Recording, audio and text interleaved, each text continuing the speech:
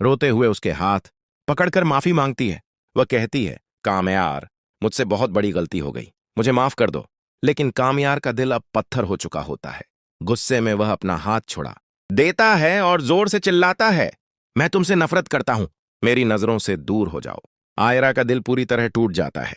वह रोते हुए वहां से चली जाती है। रात का समय होता है। कामयार अपने कमरे में सो रहा होता है।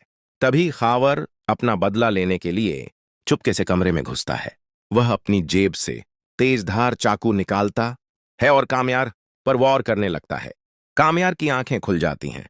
वह खावर का हाथ पकड़ लेता है। दोनों के बीच हाथापाई होती है, लेकिन खावर अंधेरे का फायदा उठाकर कामयार को धक्का देता है और खिड़की से कूदकर भाग जाता है। कामयार उसे पकड़ नहीं पाता। इसी बीच आयरा घर लौटती है। वह बेहद उदास और टूट चुकी होती है। इरफान साहब अपनी बेटी को इस हाल में देख नहीं पाते। वे गुस्से में कहते हैं, बेटी, कामयार अब तुम्हारी किस्मत में नहीं है। मैंने तुम्हारी शादी अपने दोस्त के बेटे से तय कर दी है। वह एक बहुत बड़ा डॉक्टर है।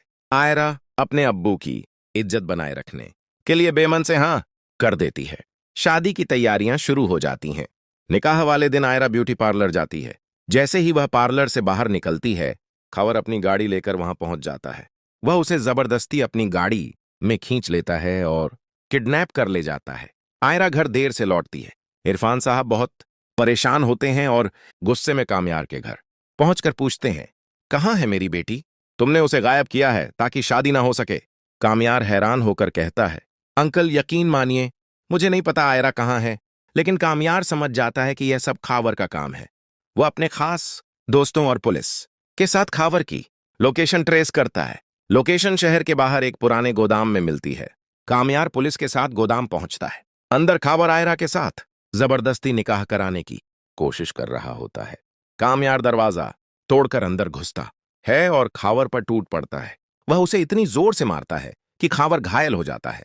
पुलिस खावर को पकड़ लेती है। डर के मारे खावर सच उगल देता है और फरीहा का नाम भी सामने आता है। पुलिस फरीहा के घर छापा मारकर उसे भी गिरफ्तार कर लेती है। आयरा सुरक्षित अपने घर लौट आती है। इरफान साहब को अपनी गलती का एहसास होता है। अगली सुबह जब सब सो रहे होते हैं, कामयार मौलवी साहब के साथ आयरा के घर पहुंचता है।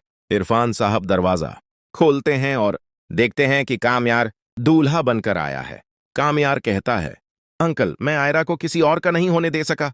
इरफान साहब खुशी खुशी निकाह की इजाजत दे देते हैं। मौलवी साहब निकाह पढ़ाते हैं। कबूल है कहते ही कामयार और आयरा हमेशा के लिए एक हो जाते हैं।